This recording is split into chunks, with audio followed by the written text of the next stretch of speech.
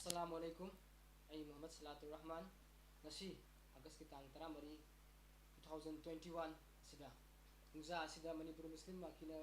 puthok saba Pangallaktagi Thoibasing hana paring naina sandurak liba. Hauram masigi yang tabiri pumna pu halum te taram roksari. Nasigi episode sida uduna laksari bagwe sasi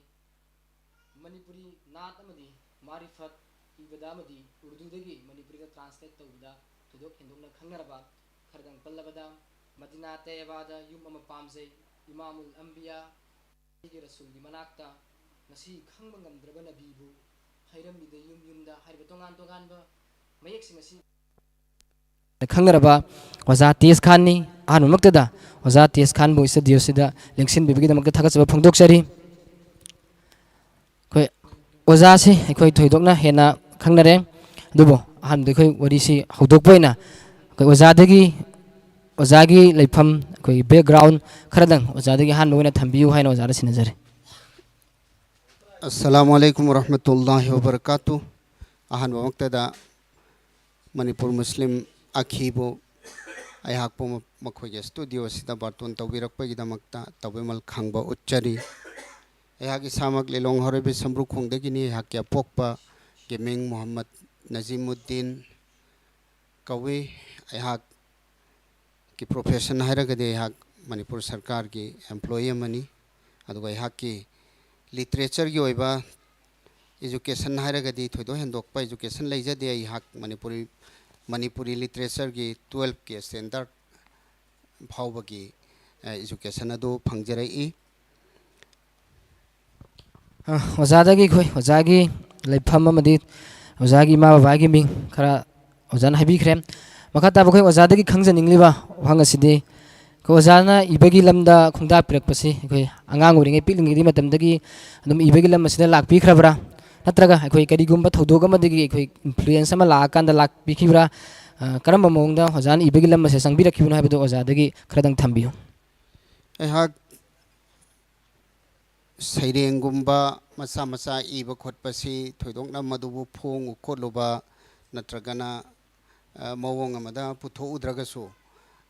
iba khotpasidi dum khar khar tawrakpa ay mamangdagi so angang oringedagi adu bayhakna Manipuri Naat Marifat amadi Nazam gumba irakpa masi haurakhiba hara sigi matangda haragadi ayhaki marupsing amadi amaromda ayhaki asigumba ibiriba asigumba Naat amadi Nazamgi Marifatki lambi asida aingondagi hanna khongdaduna lakpiramba apamba adu pubira amba dugumba aigi marupsing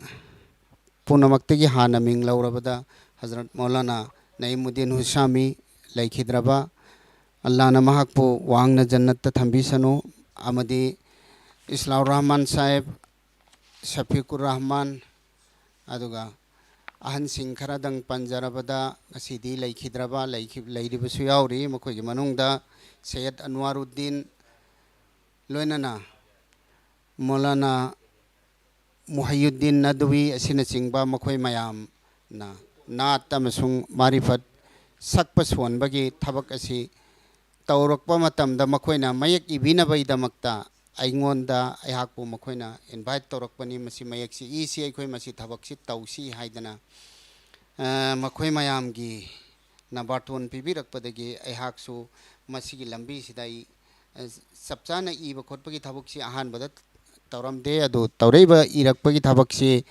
makhoina darkar leiba makhoina nammage sakage harakpa matamduda ayhakna mayaksi iba hujarakhi masi chaurakna ngasidagi chahi kunnithoi humdoigi mamangdagi ayhak mayaksi iba hujarei ado ayhakna ahanba ijakhiba mayaksingi manungdagi haragadi Eigi Rasulgi manakta haiba aduni ado naate sharif amani ado masigi matungda aikhoi rahmat ki intiha haiduna Islamic Cultural Artists Association gi adugumba production amani rahmat ki intiha si volume 1 2 thoki adu rahmat ki intiha duda isana iba naat su yawi Imamul Anbiya haidana aduga ataina translation tauba khotpa urdu gi naat singdagi matamdudadi naat manipur gi record taharagadi naat amasung marina sakri son kriba naat mayamsi ngasidagi sahi kunithoi rom gumbagi kunithoi humdogi mamangdagi horakkiba pot asi Allahna igi ngonda pangal pibiduna ngasi phawbasu aingonda mayamna sakpa pamba ibi haiba singado aihakna ngonda Allahna pangal pibiba singado iraga ina mayak pijai ado ayambadi aikhoi Islamic Cultural Artists Association gi sonbiriba sakpiriba makhoi mayamna gidamakta ina mayaksi ibani atai gi haraga sudum ijaban this association ikagi yamna maru eba member ama oiri habisi koi khangjare ado ozari khone khangjaninglibadi ika haibasi karino adugo ika gi objective se karino adugo ika sina kari thabak sing paikhali haibigi matang da khradang thambiyo aduga ika na hoju phawbada koi Islamic ki oiba cassette gumbasi kaya gumba phongbi khre amadi hoju phonglakadaba kari plan ika gi damakta tawbiri habisu ojana thambiyo maming asina sodumak taklabani Islamic Cultural Artists Association haiba Islamic culture gi oiba artist singi adugumba apunba artist mayam ge association amani Islamic Cultural Artists Association ikana ikagi pandamdi aikhugi cultural gi oiba saisak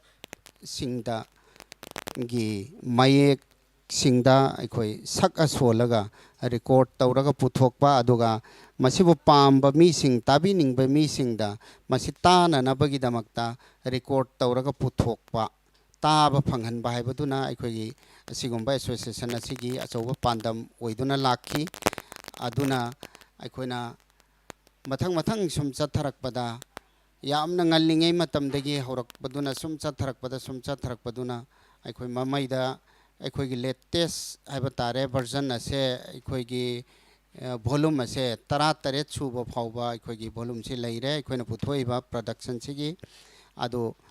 aikoina pami badi aikoi gi pot se aikoi gi pandam se na marifat haire asengba marifat ado aikoi gi asengba marifat ado mayamda taaduna phanghanba aduga nazam oire nazam dugi aikoi gi oiba pot ama taage haidana kanagumbana pamakpa matamda madu taba phanghanba naate rasul oire adu Manipuri language da madubu taba phanghanba madu record tawraga puthokpa aduga ama ahanbadana aikoi gi cultural gi oiba potse sina jati khuding maksi mai culture duna saktai adu culture gi saruk am oiriba aikoi gi sigumba saisak saida asina aikoi Manipur gi maitei pangal haiba tare pangal community gi Manipur Muslim gi sak takna basu oiba ani subana aikoi da Islamic ki oiba pot ama aikoi gi sandokpa gi pot to afaba paujel Islam gi paujel sandokpa aduga aikoi gi afaba moral gi oiba pot adu message adu sandokpagi adugumba thodang adu Islamic adubu pandam oina thamaga aikoi Islamic Cultural Artists Association na thabak tawjarakpane koi ozadagi koi Islamic Cultural Artists Association gi pandam karino koi china koi gi pangal singi oiba culture sibu mayam da khanghanba haibudugi ika silingkhatpani ika na tongan ba koi cassette 13 phongduna mayam da phanghankhre haibu wafam 13 phongaga aikoi phanghankhre haibesu ozana ko haibikhre aduga aikoi marakta aikoi gi YouTube ta yangbiriba viewers singda aikoi number ama pijari bani hariba number aduda ozadagi khangbiningba wafam sing leiragaso maduda call to biraklaga ozadagi khoi tongan wafam sing khangbinasi habesi masu koi Manipuri Muslim Akhi gi maikei dagi thamjari koi makha daba ozada koina lakchaning liba wafam di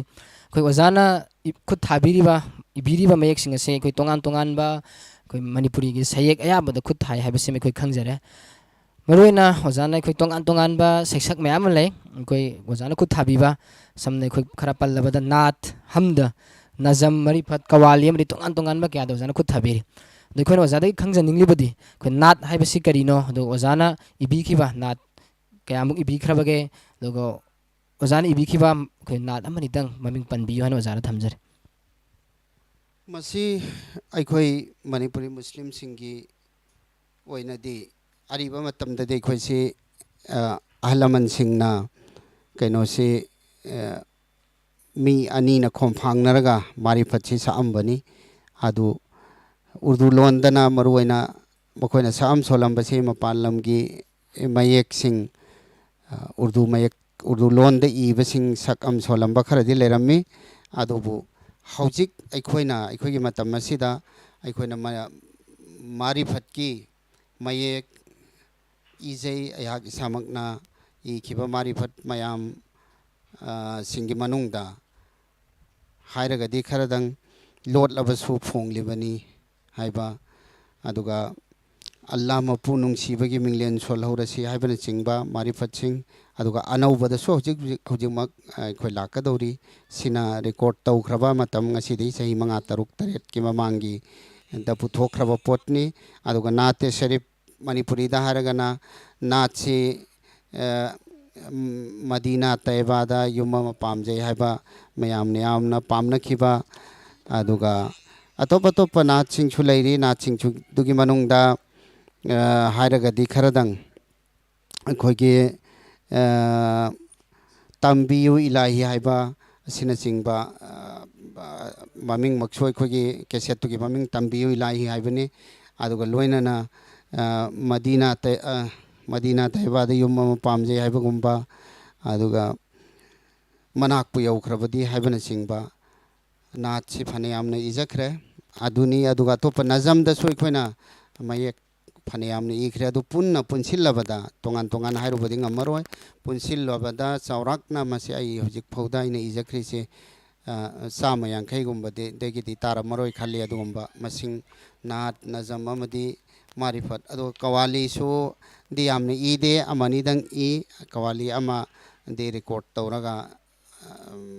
akoi puthokre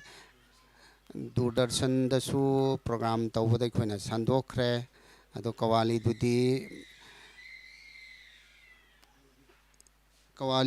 khogi Huzur sallallahu alaihi wasallam na pokak pagi amasung Huzur bu Hazrate Halima na lauru bagi dagi haura aga purak pa adu fawagi maramda iba adugumba Qawwali ama leijakre aduga hojiksu Qawwali kharadi lei ai ba du kana umbana pambiraga di adum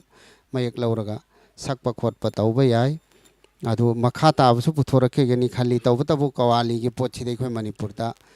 khara kaino tawba watpadagi soiba yai adu mukoi sakpi sonbiri basingna ai gi oinadi mukoi demand tawrakpadu adugi matunginna mayekse adum ijabani Ozana kut habiriba tongan ba nat hamda nazam marifat Qawwali maramda tongan ba ozana ibiki ba mayek singi matang su thambikre duga hojik se khoi Qawwali gi mayek iduna thamli hariba mayek sing asi lobiraga khoi sakpi ningba leiraba su sakpi ba yagani haibo famsu thamjari duga khoi hojik se phone nama lakma ali oza masim tang paikhalaga masigi kari haning bano abidum tang khangminase Hello. Hello, habiyo. This is Manipuri. Manipuri Muslim Akhi ni habiyo Pangallaktagi Thoibasing gi koi episode. Jiga ikoi oza Tez Khan unaribna. Hojoji oza Tez Khan ga unajari ming laifam da han habiyo. Ai Lilong nungai dagi Abdul Kalam oza no sadum khangani. Lilong nungai dagi Abdul Kalam aikoi do oza hangbining leba hangdo habiyo. Oza gi phone number do som ta pamba duga haibati mati ama oza na ngang bukhot pe khudong jaba leibro ai apambam ta khanjage. Habiyo ya laigani. Misapna inna sakpa Madina Taibada dan tawbada dumati am tangang gi nungai gataba. Hoi soidana akhoi ozadagi hanjarake taminarase tasengnamakti hak samak asi sakpa sonbagi hiramda hairagadi ai hakti sakpa sonbadadi kaya khongda jabanatte adubu pot asibu asigumba thabak asibu nat marifat amadi nazam gi sakpa sonba asibu nungsi jabadagi masibu puthorakpa matamda aikhogi saknairaba sei sakpasing mayam siga loinana makoina hotnarakpa mayam dudi yaurakpadagi yauminnarakpadagi adum khara experience phangakpaduna aikhoisu tahuba kholahuba amadi experience adudagi khara khajik aduga loinana pamba nungsijaba duna aduk tawjabani adu tasengba de isamakti saisak panatte adubu matek amakhak ahan bagi stanza do ai solakpa ngambra yengjage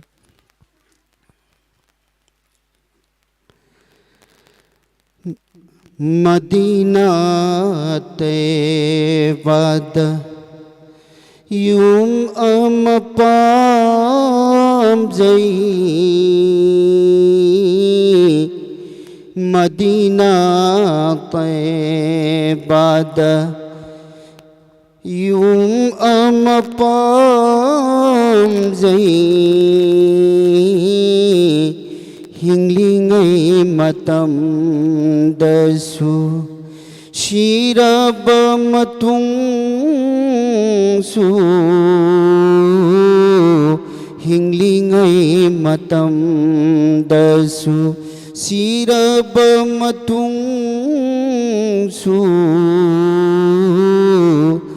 Ujaning khuda ki nabigi laikai Madina Tebada Madina Tebada Yum amapam jai Madina Tebada Alhamdulillah koi wazana koi Lilong hore bidegi Abdul Kalam na khanbirakpa koi naat sariba wazana khudol tambikre koi mathang asiso koi kolama lakpa male do kol si tatkhre koi makhata na koi torok laga demuk masi lokhallaga ozadagi wahang hanganbi kudong chaba lawjage makhata basidu koi ozadagi laktani bi wahang se koi hujujik se koi Islamic ki oiba culture gi maramda koi sei sakpiriba singers writers masi kaya yamna libage haibasi mtung ozadagi khangjaning phani masi sabsaba masing hairagadi akhona haiba ngamoi adu tawtabu masing si yamna nemi khoida ahanba maktada ibiriba mi singi masing si yam nemi adu tasengnamak akhoi Manipur gi Muslim singi marakta laik laisu haiba naha singi masing yam kalae yamna quality level education phangba mi gi masing yamna yamme din gi education chu phangba mi masing si yamme koina kangjabada ujabada tawtabu aikhoi gi sigumba naate rasul aduga marifat nazam na chingba asibu ibiba asidi gi mi gi masing sidi hojik phawa yam nemduna leiri adu mathangda muk sakpa sonbagi hairuba su masing khara khut thekpa yaba mioi khara khakna hojik phawbada sakpa sonbagi thabak che su tauri tasengnamak masi ahanba maktada aiba singi darkar oi darkar leiriba mi singse aiba singna mayamna ibangamba literature da haiba amadi laik haiba angang sing yamna wangna education gi qualification leiba kangbu sina makoina ibira agadi hojik phawda puthokriba aiba sing sida yamne henna phaba phajaba makhal gi aiba mayama puthorakani haibagi mayek yamna tholakani haibagi thajaba lei mayek si yamna tholaklabadi sakpa sakchariba mi sing sonjariba mi sing gi so yamna ning tamba leigani makoina yam sakning soning badu angani adog hena phajaba khaningai oiba aduguma mayek sing chu tholakani haibasi thajai marak de khoi oza phone ama lai masim tang bekhallaga koi kari haning no habidong as phone si tat kibuna mo hale koi phone se muk torok laga di masigi khudong chabada muk laujage ado masing si yam de haibasu ozana takpire koi aiba adu saisakpa masing si yam handan leiri haibasim su takpire koi masik kari gumba kari thorang tawragadi asigumba Islamic ki writer singer asigi masing si ko yamna pukhalakpa ngamgadagi haibasi ozana khanbi bage madu mtang oza thambi masi ahanba maktada aikhoi gi pot sing se ꯑꯩꯈꯣꯏꯒꯤ ꯀꯜꯆꯔꯦꯜꯒꯤ ꯑꯣꯏꯕ singing ꯑꯩꯈꯣꯏ ꯀꯜꯆꯔꯦꯜꯒꯤ ꯑꯣꯏꯕ ꯁꯩꯁꯛꯁꯤꯡꯁꯦ ꯃꯁꯤꯒꯤꯁꯦ ꯃꯁꯤ ꯑꯩꯈꯣꯏꯅ ꯆꯥꯎꯈꯠꯍꯟꯒꯦ ꯍꯥꯏꯕ ꯇꯥꯔꯒꯗꯤ ꯑꯍꯥꯟꯕꯃꯛꯇꯗ ꯃꯁꯤꯕꯨ ꯑꯩꯈꯣꯏꯅ ꯅꯨꯡꯁꯤꯕ ꯇꯥꯏ ꯃꯁꯤꯕꯨ ꯅꯨꯡꯁꯤꯕꯒꯤ ꯑꯍꯥꯟꯕ ꯊꯕꯛꯇꯤ ꯀꯔꯤ ꯇꯧꯒꯗꯒꯦ ꯍꯥꯏꯕ ꯃꯇꯝꯗ ꯐꯣꯟ ꯑꯃ ꯂꯥꯛꯑꯦ ꯑꯣꯖꯥ ꯃꯁꯤꯝꯇꯪ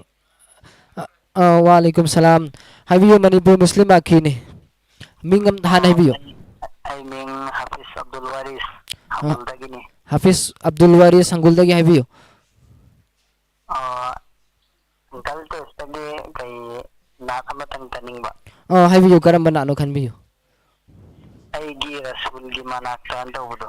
ꯑꯗꯨ ꯃꯇꯦꯛ ꯑꯃꯇꯪ ꯉꯪꯕꯤꯔꯒ ꯍꯥꯏꯕꯤꯔꯛꯎꯅꯦ ꯃꯀꯣꯛꯅꯦ ꯍꯥꯏꯔꯛꯏꯁꯦ ꯃꯇꯦꯛ ꯑꯃꯇꯪ ꯉꯪꯕꯤꯔꯛꯑꯣꯕ ꯑꯗꯨ ꯃꯇꯦꯛ ꯔꯁꯨꯜꯒꯤ ꯑꯃꯇꯪ ꯅꯥꯛꯇ ꯇꯧꯕꯗꯣ ꯍꯣꯏ ꯍꯣꯏ ꯑꯣꯖꯥꯗꯒꯤ ꯑꯩꯒꯤ ꯔꯁꯨꯜꯒꯤ ꯃꯅꯥꯛꯇ ꯍꯥꯏꯕ ꯅꯥꯠ ꯑꯁꯤ ꯇꯥꯃꯤꯟꯅꯔꯁꯤ ꯍꯣꯏ ꯑꯗꯨꯅ ꯍꯧꯖꯤꯛ ꯑꯩꯈꯣꯏꯒꯤ ꯈꯟꯕꯤꯔꯛꯏꯕꯁꯤ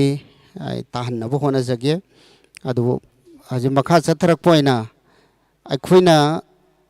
ꯑꯩꯈꯣꯏ ꯃꯅꯤꯄꯨꯔ ꯃꯨꯁꯂꯤꯝꯒꯤ ꯑꯣꯏꯅ ꯀꯜꯆꯔꯦꯜꯒꯤ ꯑꯣꯏꯕ ꯂꯩꯖꯔꯤꯕ ꯁꯩꯁꯛꯁꯤꯡ ꯑꯁꯦ ꯃꯁꯤ ꯆꯥꯎꯈꯠꯍꯟꯒꯦ ꯍꯥꯏꯕ ꯇꯥꯔꯕꯗꯤ ꯃꯁꯤꯕꯨ ꯑꯍꯥꯟꯕꯃꯛꯇꯗ ꯑꯩꯈꯣꯏꯒꯤ ꯃꯤꯄꯨꯝ ꯈꯨꯗꯤꯡꯃꯛꯅ ꯇꯥꯕꯤꯕ ꯑꯃ ꯆꯪꯉꯤ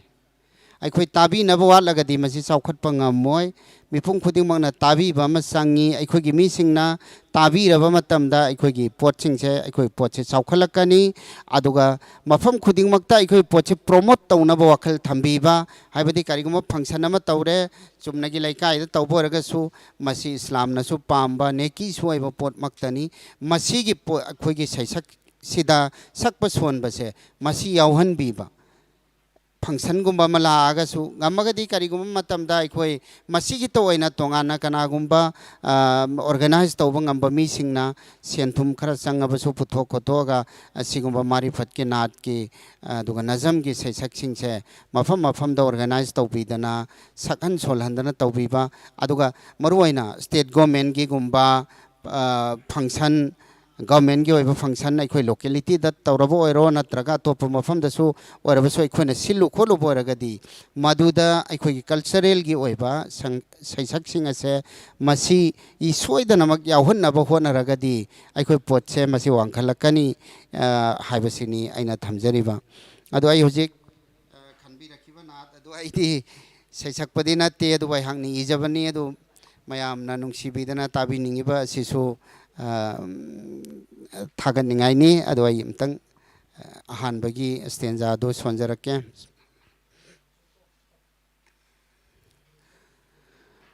ꯑꯩꯒꯤ ꯔꯁꯨꯜꯒꯤ ꯃꯅꯥꯛꯇ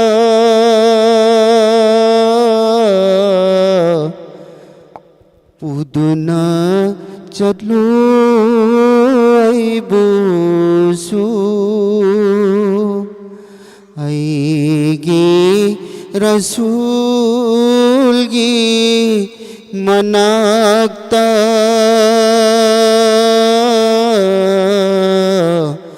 पुदुना चलू बुसु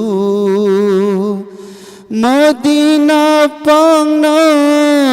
हुमलीबा बादे sabana hakna madina pangna humli ba bade sabana hakna aigi rasulgi manakta puduna chalu aibusu ꯑꯣꯖꯥꯗꯒꯤ ꯌꯥꯝꯅ ꯐꯖꯔꯕ ꯑꯩꯈꯣꯏ ꯅꯥꯠ ꯑꯃꯁꯨ ꯇꯥꯃꯤꯟꯅꯈ꯭ꯔꯦ ꯑꯩꯈꯣꯏ ꯍꯪꯒꯨꯜꯗꯒꯤ ꯍꯥꯐꯤꯁ ꯑब्ꯗꯨꯜ ꯋꯥꯔꯤꯁꯅ ꯈꯟꯕꯤꯔꯛꯄ ꯑꯩꯈꯣꯏ ꯃꯈꯥ ꯇꯥꯕ ꯑꯣꯖꯥꯗ ꯂꯥꯛꯆꯅꯤꯡꯂꯤꯕ ꯑꯩꯈꯣꯏ ꯋꯥꯐꯝꯗꯤ khoi tongan tongan ba Islamic ke ba cultural gi singing me amase khoi yokhan ba kan na bhona bada khoi research ki darkar khoi paisa gi sen thum gi amadi matam gi tongan tongan ba kathok ba kaya ama darkar oibirang bani hana khalle masi khoi ojana masi bu tongan tongan ba saisak mayam tongan tongan ba mayam asi awang ba thak ta bukhalang na bhona matam da pumna magasi research ki mani gi madi matam gi pumna magsi isa ito maktana dumak to bibra nuntra khoi tongan tongan ba public sing dagi ojada khoi support ka phangba yaw bibra masing matang da jawa pham kitang thambi masidi akhoi ge cultural ge pot sidi taseng na hajarabada akhoi Islamic Cultural Artists Association asi gi amne yamba member natte akhoi gi laijariba mioi kharaduna aikoina production tawrako matamda recording tawbada paisa sangi madu matam matam gi darkar leiba paisa du aikoina recording gi du aikoi masen dagi contribution tawraga aduga aikoina recording tawraga mayam da phanghalle matam amadadi cassette fita gi cassette to leiringai matam dadi khar khajik su dukan gumba kari gumba da kaino si piraga copy piraga moina khara yon khotana kitang paisa adu su yamna kari tawruba natte adu maduna maman phanguba su natte adugumba I mong lerame aduga CD gi mong da lakhibada gi di khoi pai puthoiba paisa du me khoina puthokcha badu tani return am fo leite adu kana gumba na pibi rakpasi hoi kari gumba kanda kana gumba mana yamna tang ba case ta khar khajik torokpa natana aikoina sumingon dagi thodongna haijaruba leite adu aikoina hojiki mong sida sen thumgi phannama sagat na busoi khona su kana honarude aduga matam matam gi chumna gi cassette leiringe dana cassette matung dana aikoigi CD gi matam dana poche khoina puthoga album gumba gi mawong da cassette gi mawong da aiko puthokpa yana na ba khakki level gi darkar leiba paisa sing do adu khoi masena contribution tawraga tawrakpa adu khaktani koi tongan tongan ba thingnari ba khoi gi sel thum gi tongan ba mayam ase khoi artist sing na isa isa na puthoklaga pumna ba khona ba ngaktani khoi kai madu gi return phangda ba su kaya amani haiba khoi artist sing da thingnari ba khudongcha da ba kaya so jana thambiri khoi makha ta ba sidi khoi hariba khoi gi tongan tongan ba Islamic ke ba saisak sing ase yokhan na bhona bada khoi khudongcha da ba tongan tongan mayam su mayok na biram gani haina khanjai hariba khudongcha da ba mayam ase kamain tawra kan da karama mong da madubu khoi na lan thoa kan da ngasi gi ori phiu masida hona birakpano haiba ju musung jana thambiyo khudongcha da sing haragadi taseng namak masi matam yam lawba process amani aikoina miyam na di yam samna minute manga gi taret ki taragi marifat ama naat ama natragana nazam ama hektar aba finish oina puthora aba matung duda product to taraba kandadi yamna laina khanba adu masigi matam yamna time consuming oiba yam matam lawba thabak amani matam kamai changi hai matam da ahan bada ai baduna magi matam laura ani man iba matam da ma matam kaya sangkiram bayai mana matam lauraga iraga puthora aba potu madu sakpi sonbiga doriba artist sing dona amuk pairaba matung da moina amuk madu mayek tu ga sana ba tune nama miyam na su tabi ninga doba ataba sing na pam ga doba nungsi ga doba makhoi gi thamoi da yauba ngam ga doba adu makhan gi tune nama taunana ba moina honarakani honarakpa matam du da mi ama ani ahum natragana hanna nainaba sangani ado frame tawraba tune do frame tawra matung da so hanjin rehearsal tawba madubu yamna finishing tawbagi yam nan ba pot amo henna bagi damak ta honarakpam sangba aikoi sidi music kumba kari kumba gi mateng laudabnina aikoi sigi tongan ba polamani aikoi gi tongan ba pot to tongan ba masak tongan ba mawong aduna tongan ba music yaudabda piba ngamba tongan ba mahaw ama piriba madugi potto ehanna ba honarakwa matamda tasengna mase original oiba pot ama darkar oiba duga ikhoi sidi haugalak cultural gi pot se ikhoi gi dimi atopa gi makhoi gi culture gi sesaksing aduga yengnaruraga de ikhoi gi sidi ikhoi na miyam da tahan ba phangalak pasi nauriba masing yam driba pot ama oibanina ikhoi pot se masigi sigi magi asengwa masak tu da chalhan bagi darkar ama leiba magi asengwa masak to madu mangkhidanaba madumak tananabagidamakta aikoina honarakpa matamda matam change hekta tawsillaga atopaga manakhiba yaba oragadi yam laiba atopaga manakragadi aikoi pottu gi masak ama lera aroi aikoi pottu masana mangkhigani tonganba masak maming ama tholi base ma tongan bagi neba marifat hari se tongan ba pot ama oi bagi maming ama thon baneba aduna marifat tu gi tongan ba magi pot tu oina na ba irak pada su saglak pada tune semak pada su aduga amuk saglak solai ba mi sing du da su madu oi hanna na bai hot na ba matam sang ba nat ta so du mangai na te rasul gi tawri ba sing che aikoina ta ba matam da di atop saisak isai gumba natra kari kari ga hek manabra na khan ba nak na ba gumba tasing badi natte magi tongan ba pol amani magi tongan ba pot sida lakpa ngamna na bai khoina honarakpa matamda matam lauba adugumba pot ama masi oibane aduga matam lauri ba pot sida thengnari ba pot sidi ngasagi samasya mayam do haira agadi problem difficulty si kari no haikanda ngasagi sakpa son bagi tawjari ba mi sing do madusu matam mai sidi matam si paisa ne na lawi mawong amada kana gumbana matam si sang na kathok pada hujikti cultural gi kari gi ni haraga so ngamaktaba matam katho hanna bai damakta ikoina mi sing duda makhoi mangjari ba matam dugi mahut kaino khara phanghalagadi mi singdona mangthoiba matamdo matam mangthok piningai lera akanda mi amana honarakpadei mi mangana honaragadi aikhoina mandu khangbiraga moi kaino contribution kaino khara phanghalakanda oragadi aikhoisi laina pochi khoisi chawkhalakada polamaneba aduna ni aina ngasai mamangda haijakriba aikhoina aikhoi pochi chawkhalhansi haragadi aikhoina masibu nungsibibam changi nungsibibai ahanba thabakti tabi baduni mathangda angamba aikoina masigida contribution matam paisa oro contribution se koi piba darkar hoy adugi difficulty mayam dudi hujiki mong chita face tawraga lakpani aduna aikoi finally haragadi karila esi madi noi angang amada natrak saisakpa amada nasana tiundei kari dei matam changna honaro haragadi man tha manga taruk changakpa yai man honarubada aduna kanagumba kharana mangthoga tawbangam boja singna tunung tawbiraga tawradi makhoi da sumatam yam mangdre matam yam manghaladi amuk saugena laktabai phibamne adui phibamne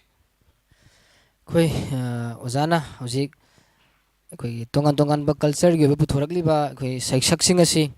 puthorakna bu hona bada hek mayek asi iba hobudegina puthorak fauda lagli process yam changba long process ni masi khoi isai khoi tongan music hapaga sakpe isai gumna yam line tawba yada ba music yaw da boy banina masi yam akuppa kya amadu so jana thambiri khoi makha da basidi khoi masi gi platform asi hena chawkhatpa amu purakna bagi damakta khoi oja khoi plan tongan tawbiram bayai do kari plan tawbirige haibadu maso thambi oja masi hujik ki waina de khoina ko saukhal hanba pam magasu aikhoi mayam sina community sigi achauba khulama changi aina sai jakibudune aikhoina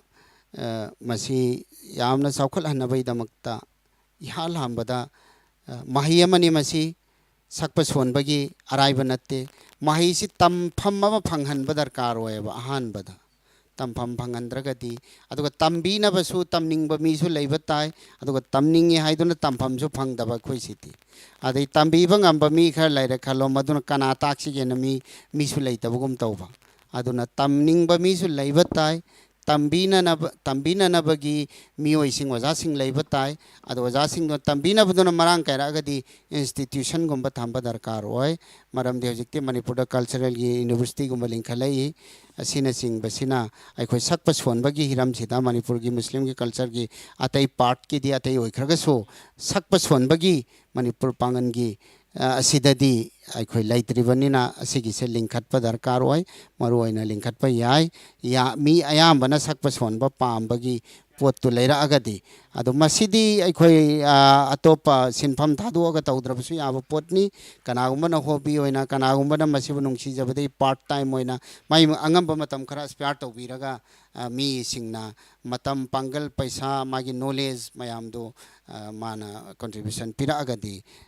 aduni adugumba mowong do leibani ado chapchana akakna na ikhoina sigumba plan policy ama haibadu di ikhoi maike digi hujik phogidi thodokna hainingai leitri ꯑꯣꯖꯥꯅ ꯍꯧꯖꯤꯛ ꯑꯩꯈꯣꯏ ꯃꯁꯤꯒꯤ ꯀꯜꯆꯔꯒꯤ ꯑꯣꯏꯕ ꯇꯣꯉꯥꯟ ꯇꯣꯉꯥꯟꯕ ꯁꯩꯁꯛ ꯆꯥꯎꯈꯠꯅꯕꯒꯤꯗꯃꯛꯇ ꯏꯟꯁꯇꯤꯇ꯭ꯌꯨꯁꯟꯒꯨꯝꯕ ꯑꯇꯣꯞ ꯑꯇꯣꯞꯄ ꯀꯌꯥ ꯑꯃ ꯂꯤꯡꯈꯠꯂꯀꯥꯟꯗ ꯍꯦꯟꯅ ꯆꯥꯎꯅ ꯆꯥꯎꯈꯠꯅꯕ ꯍꯣꯠꯅꯕ ꯌꯥꯏ ꯍꯥꯏꯕ ꯇꯣꯉꯥꯟꯕ ꯋꯥꯐꯝ ꯀꯌꯥ ꯊꯝꯕꯤꯔꯤ ꯑꯩꯈꯣꯏ ꯑꯣꯖꯥꯗꯒꯤ ꯃꯈꯥ ꯇꯥꯅ ꯑꯩꯈꯣꯏ ꯈꯪꯖꯅꯤꯡꯂꯤꯕꯗꯤ ꯑꯩꯈꯣꯏꯒꯤ ꯑꯣꯖꯥꯅ ꯑꯁꯤꯒꯨꯝꯕ ꯀꯜꯆꯔꯒꯤ ꯑꯣꯏꯕ ꯇꯣꯉꯥꯟ ꯇꯣꯉꯥꯟꯕ ꯁꯩꯐꯝ ꯀꯌꯥꯗ ꯃꯐꯝ ꯀꯌꯥꯗ ꯆꯠꯄ ꯃꯇꯝꯗ ꯑꯩꯈꯣꯏ ꯊꯦꯡꯅꯕ ꯈ꯭ꯋꯥꯏꯗꯒꯤ ꯅꯨꯡꯉꯥꯏꯈꯤꯕ ꯃꯤꯀꯨꯞꯀꯨꯝꯕ ꯑꯩꯈꯣꯏ ꯄꯨꯟꯁꯤꯗ ꯊꯦꯡꯅꯈꯤꯕ ꯈ꯭ꯋꯥꯏꯗꯒꯤ ꯅꯨꯡꯉꯥꯏꯈꯤꯕ ꯃꯤꯀꯨꯞ ꯅꯠꯇ꯭ꯔꯒꯅ ꯈ꯭ꯋꯥꯏꯗꯒꯤ ꯅꯨꯡꯉꯥꯏꯈꯤꯗꯕ ꯑꯩꯈꯣꯏꯒꯤ ꯊꯃꯣꯏꯗ ꯍꯦꯛ ꯅꯨꯡꯉꯥꯏꯇꯕ ꯐꯥꯎꯈꯤꯕ ꯑꯗꯨꯒꯨꯝꯕ ꯃꯤꯀꯨꯞꯁꯤꯡ ꯑꯣꯖꯥꯗ ꯅꯤꯡꯁꯤꯡꯕꯤꯒ ꯂꯩꯔꯒꯗꯤ ꯃꯗꯨ ꯃꯇꯪꯁꯨ ꯁꯤꯌꯥꯔ ꯇꯧꯕꯤꯌꯨ ꯑꯣꯖꯥ ꯃꯁꯤ ꯍꯥꯏꯔꯒꯗꯤ ꯑꯩꯈꯣꯏꯗ ꯁꯉꯥꯏ ꯐꯦꯁꯇꯤꯚꯦꯜꯒꯨꯝꯕ ꯍꯧꯗꯣꯔꯛꯄ ꯃꯇꯝꯗ ꯀꯨꯏꯔꯦ ꯆꯍꯤ ꯍꯦꯛ ꯍꯧꯔꯛꯄ ꯃꯇꯝꯗ ꯑꯩꯈꯣꯏꯁꯦ ꯍꯧꯖꯤꯛ ꯃꯇꯝꯗꯨꯗꯗꯤ ꯌꯥꯝ ꯀꯩꯅꯣ ꯇꯧꯔꯝꯃꯦ ꯍꯧꯖꯤꯛꯀꯤ ꯁꯨꯃꯥꯏꯅ ꯌꯥꯝꯅ ꯆꯤꯟꯅ ꯂꯩꯔꯝꯗ꯭ꯔꯤ ꯐꯦꯁꯇꯤꯚꯦꯜꯒꯤꯗꯣ ꯑꯗꯨ ꯀꯜꯆꯔꯦꯜꯒꯤ ꯄ꯭ꯔꯣꯒ꯭ꯔꯥꯝ ꯆꯠꯂꯦ ꯃꯇꯝꯗꯨꯗ ꯍꯖꯔꯠ ꯃौलाना ꯅঈमुद्दीन हुसामी हिंगी ꯃꯍꯥꯛ ꯃꯁꯥꯃꯛ ꯑꯩꯈꯣꯏ ꯏꯁꯥꯃꯛ ꯑꯗꯨꯒ ꯍꯧꯖꯤꯛꯀꯤ ꯑꯩꯈꯣꯏꯒꯤ ꯏꯁꯂꯥꯃꯤक ꯀꯜꯆꯔꯦꯜ आर्टिस्ट एसोसिएशन इकागी अखोई आर्टिस्ट मैम चले अदुगा मतमदुदागी अखोई मतमदुगी स्पीकर ओइबा अखोई मुस्लिम मरक्तगी लिलोंगदगी डॉक्टर मुनईरुद्दीन शेख यावे अदुगा अखोई प्रोग्राम से मणिपुर पांगल कल्चर की अखोई प्रोग्राम पांगथोए याम नुंगाइबा मिकुप अमा ओइखी अदुगा अदुगी मतुंगदसु अतोप अतोप मफमदा अखोई प्रोग्राम से ओजा मरक थना अखोई फोन अमा लाए ओजा मसी अमतंग पाइखतजगे हाइबियो कनानो अखोई फोन से लाइन ऑन नबा माले को थमखरे मखा ताबसिदी अखो ओजा मखा ताबि होजिकी अदुना अदुगा याम नुंगाइखी अदुगा अखोई पांगन की मरक्ता अखोई युम की मरक्ता अखोई सिदा कल्चर असिबु पाम्बा कल्चरल की सैसक्सिबु पाम्बा नुंसिबीबा कांगबुना मखोई मरुआइना मखोई लुहोंग खोंगदोंग बना चिंगबदा फावबा अखोई प्रोग्राम से अखोई प्रोग्राम से तौदना इनवाइट तौदना तौबा कया यावे अदुबु मखोइना आर्टिस्ट सिंगसिना अखोइसु करिगुम कांदा चलुसी हाइबा मतमदा यावरुबा यावे सामक्सु सकपा सोनबा यावद्रगसु मोइना सकपा सोनबा प्रोग्राम तौबदो मदुदि यावरुबा यावे अदु याम नुंगाइखिबदि मयामना यामना पामना अखोइना खंगुदबा हानदि अदुबु स्टेजदा मखोइना परफॉर्मेंस तो पिरक्को मतमदुदा मयामसिना चलहनिंगददनाबा लोइबा याखिरोय हाइदना अहिंगी पुंग बारो अमुक तासिलक अमा अमुक तासिलक तौरगा यामना मियामना पामना तानाबा पोतु अदुगुंबदु थेंगनरक्पा यावी मदु याम नुंगाइबा मिकुप अमा ओइ अखोई ओजागी पुंसीदा अखोई चलिबा सैसक असिदा ख्वाइदगी हेना नुंगाइखिबा मिकुप अमदी कयासु शेयर तौबिरी अखोई मखा ताना ओजादगी खंजनिंगि वफमसे अखोई ओजासे तोंगान तोंगानबा अखोई फोन अमा लाइ मसी मतंग हाना पाइखजगे हेलो हेलो हाइबियो हेलो हेलो मणिपुर मुस्लिम आखी ने हाइबियो अस्सलाम वालेकुम वालेकुम सलाम आई सुम चैनल री येंगजेरिबको होय होय होय सुम नाट अमत तनिंग बाइतारे Oh, आई मिंग मोहम्मद इरशाद हुसैन लिलोंग देगिनी Lilongdagi Muhammad Irshad Hussain ado haibiyo karamban होय हौजिक दिल्ली दे लेजरी अदो आई सापोय के कोई सुम ताबदई नाट अमतंग तादनिबा ho haibiyo nat do karamban nat नाट अमे कोई भी आई केम लेजरी तनिंग बने oh eni nat amat akogi ozadagi sakpiyo haibani thambirisi ozadagi nat am khudon tamhanjage taminase होय होय इंशाल्लाह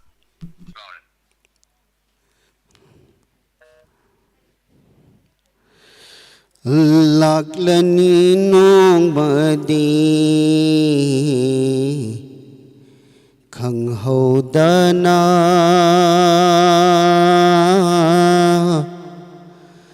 aroibanu me punsigi laklani nongbadi khanghodana aroiba numit punsigi chatlani dunia thaduk-tuna ipang yaudana ithanta laklani nungmadi khanghaudana aibu nungsibiba mayamsu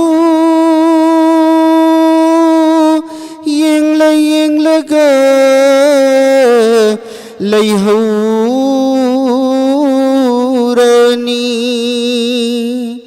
aibu nungsibiba mayamsu yenglaga laihurani itungda kanasu inbiraglaroi itungda kanasu inbiraglaroi aigi aroiba khongchata amalta inakta lepirani laklani nongmadi khanghaudana laklani nongmadi khanghaudana ozadagi ko yamna fajaraba koi marifat ama muk tamin nakre koi makhatana koi ozadagi khangjaningliba wafamse koi ozase huji koi takpi tambibagi thabak su towi haina koi tajai hojik oza so takpi tambibagi thabak si sathabiribra adugo ozana takpi khiba satra gumba leragadi kharadang maming panbe aragadi panbiyo adugo anova ozagi puthokadaba naat kumba leragadi madu matang so haibi masi tasengnamak khairagadi mayekse ibadagi aikoina cultural gi waiba masigi potsing se aikoina nungsijabadagi aduga maroina marak thano oza koi phone ama lai masi tang pai jage wa alaikum salam haibi manipur muslim akhi ni ai ngai so tawko historis ni hojiki na to amuk loinam da sakan miro koi loina sakbagi khudong sabadi koi matam sam tien manina phangjroi matung khudong sab leiragadi madu koi soidana sakhanjarake ngasi gidi koi warau biroi haijari koi oza khasagi wo do makha tabiyo takpi tambibagi thabak oza aduna masi tasengnamak aikoi oza sing haiba tare aiga loina jariba saisakpasing makhoi mayam ga loina jabadagi sakpa sonbagi knowledge sikhoina hana leramdraga su makhoiga sum loina jaba makhoina tune tauba makhoina naat marifat puthoknaba honarakpa matamda ai su dum yaubadagi phangjarakpa knowledge du kharkhadik leijabaduni aduga ikhoina masimak sakpa sonbagi hiramdadi yamna mangjil thana ikhoina khanguba hairubagi haibududi oide adu oragasu ikhoi naat pu marifat pu sakke songe haiba mi singdi Kidabara aikoina matam punamakta isamakki oina amadi aigi aikoigi Islamic cultural artist association gi aiko member khuding makse oja sing khuding makna thong launa hangduna thammi hojik su angang sing amadi aikoidagi karigumba khara kanaba lauba phangane na khallaga changa komi sing du loina mak masak maming paludraga su aikoina adum makhoida aikoigi ngamjaba mateng makhoida pi adum haina feel tauba kangbu nadi masak naiba singgi manung degi su ngasi ngasi gi makhoi mayam na aikoidagi mateng phangani khanba sing du lae makhoi phamin na batanaba adu dum taubani aduga anauba angang nauriba angang singgi maraktagi ahum mari manga haiba tare makhoi inau nau na handakse makhoi se thani mari ki mamangdagi makhoi si marifat na sakpa sonbasi pami haidana makhoi tauba hore makhoi su yauna amadi hana masak naiba leikraba saisak singse makhoi singsigi ga pullaga ikhoi masing tram nga kun gomba oigani ikoi kuidana inshallah Allah na pangal pirabdi ngasi numit manga tarani ki manung dai khoi miyam da ta na phanghanba ngamgani haibagi thajaba leiri adu handakki asidadi aikhoina Manipur Muslim gi tawreba pochida khwaidagi henna aikhogi marifat ki pochi masing yamna watpa adu handakti aikhoi marifat che mi ani na khonphangnaraga sonba marifat ase aikhoi handakti soidana mak yamdrabada manga tara aikhoi puthokna bohona jani do atawbiyo alhamdulillah khoi henna tongan bas khoi saisak pa kaya mari tongan ma me kaya ma su puthorak poi sanu haina khoi Manipur Muslim akhi gi mai ke degi su thamjari aduga makha ta ba za degi khangjaning ba hang matang khoi Islam na ya ba saisak amadi Islam na ya da ba saisak ani asi kamaina karam na khaidok kadagi habisi matang so jana thambiyo masidi khoi Islam na ya ba saisak habisi Islam da akai pi da ba yam drabada kana ba pidra su akai ba pi da ba ulama sing na takpi bagi matungin Islam da akai ba pi da ba dugomba mayek oi batai saisak tadi khoi da takpi bagi matungin saisak tu mi gi saisak ama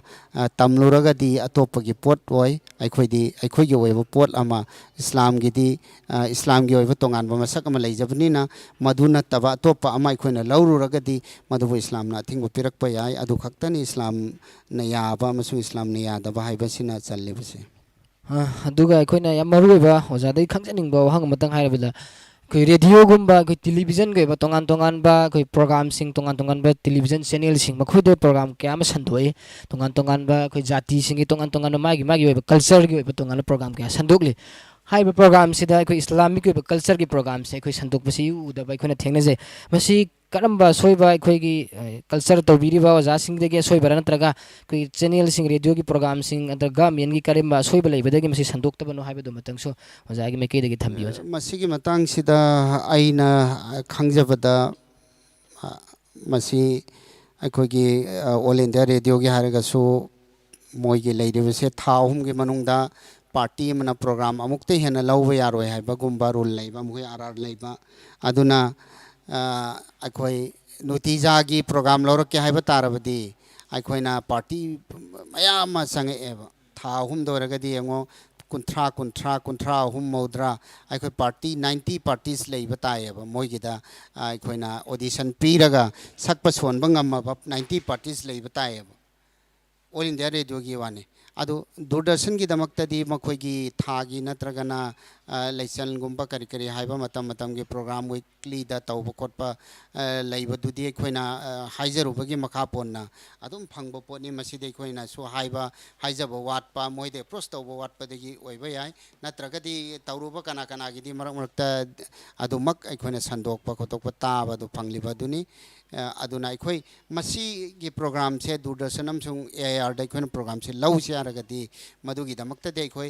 sakpa sonba mi singi party yamno puthokpa darkar oyeba mi masing yam kalhan ba darkar oyeba adu aragadi soidana makke khoi moi de program lobo ngamgani aikhoina yam khangning lam khoi radio masung television gi program sing da ikhoi gi culture gi program sing laktriba si kari gino haiba do jana yam mek sengna thambi khre khoi gi makata basidi khoi wajana nga sai so khoi tongan ba nat mari phan mating mate khara sakpiri khoi tongan ba sefam kya de khoi sakpa su ujakhre khoi loisalak basida wajana khoi gi nat matik matanga sakpiu haiba se mai khoi Manipur Muslim akhi gi mai ke de gi thamjari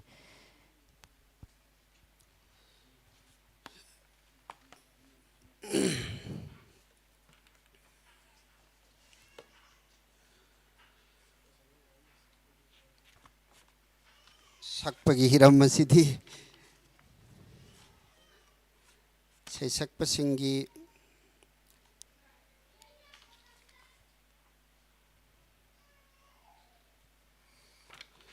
ama khaktang ai lokhachage ai samakna ijakhiba singi manung dagi masi aikhoge marifat ne haiba tai solhorasi tattana leptana Solhorasi tattana leptana Cindasu thamoi nungdasu Cindasu thamoi nungdasu Nungsiraba kalimasi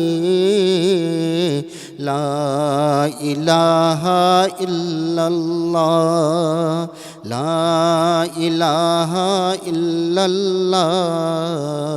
La ilaha illallah La ilaha illallah Muhammadur Rasulullah ko yam fazaraba Marifat amasung ozadagi khudol tambikre ko loisalak pasida aroiboin akhoi tongan tongan ba huji haugalak liba akhoi sakpagi lamda amadi ibagi lamda nongna khongdarak liba koi sesak pasing amadi aiba singda ozadagi kari message pining habadu matang ozana thambiyo aina thudo hendokna akhoi culture asigi culture ge sigumba sesak singa si hingan biga doriba si inda khwaide chawba thodang lobiribadi aiba singni sesak pasingni aduna aiba singni ibiba tamda akhoi islamna objection leiroidaba aduga yamna sakpa sonbada nungaigadaba mayeksing khanbiraga adugumba mawongda ibiba aduga sakpi sonbiriba misingna mukkasu yamna hienna miyoi bai basi anauba pot taning bani anauba tune anauba saisak tawbatabu akhoi Marifat ki liklam dugi manung da lehen biba tune aduga hojiki naate rasulgi soliba dugi liklam gi manung da nazam gi liklam gi manung da leiba adugumba anauba original oiba pochi puthokna bo honara kanda akhoi gi pochi ne yamna nungsira kanda akhoi culture se folk kumba sigumba cultural gi poche sibuni prithibida hienna miyamna maman leina launari basi aduna akhoi gi original oiba pochi puthora ko matamda akhoi culture se Canada da kasilam da Australia na khang tabana khangoi haingai leiteba moine yam pamna prithibi mafam kya da maron khangba gi wanate masidi sakpa sonbai pochi di adugumba phaugi thakta lakpa yayaba aduna akhoi gi Manipur tanatana India tanatana adugumba gi thakta akhoi si culture gi akhoi gi sesak pa mayam leibiriba mayam sina honaragadi soidana makki masi akhoi gi potche wangna pukhalakpa ngamgani haibasi gi ai thajaba thamjari adu hona minasi haibase adu sesak pasingda haijaning badi sesak pasingna akhoi sakpiriba potsingse isagi oiba pot ama matam changja sanu yamna sakpa sonbagi masing yamna ina sak sole haibagi puthoe haibagi tawbidaba aduga isagi original oiba sayem dam khakta hona biyo nanna puthokpa akhoi gi ngasagi original oiba akhoi potto amadu khak putana baneba mayam leigreba atopagi saisakta atopagi sai nongmaya adhunikta masing mayam leyabadu khar khakta bu mina kui khrabaso handan tanari se adugum haina isu pot amasi ai yam fazaba polam puthokya haibasi wakal tawraga saisak pasingnasu magi potu puthokpinaba amadi sakpi sonbinaba ai appeal tawjaninge masing yam baromdang ak chatloisi haijaninge koi ozana koi haugalak liba ai basing min saisak pasingda karma mawongda saisaklaga karma mawongda irakanda koi gi culture asi prithibi gi mafam kudum kudi hongani haibagi tongan bofam kayamsu thambekhe ngasigi asigum laba koi Manipuri Muslim akhina puthokchaba Pangallaktagi Thoibasing haiba ahum sibi episode asida asinba kya kaithokpiraga ozana studio sida lakpibagi damakta oza Tez Khan bo haningai leitana Manipuri Muslim Akhi gi maikedagi thagasaba phongdokjari midyang tabiriba pumnamak puso Manipuri Muslim Akhi gi maikedagi thagasaba phongdokjari hake maikedagi su Manipuri Muslim Akhi bu thagat phongdokjari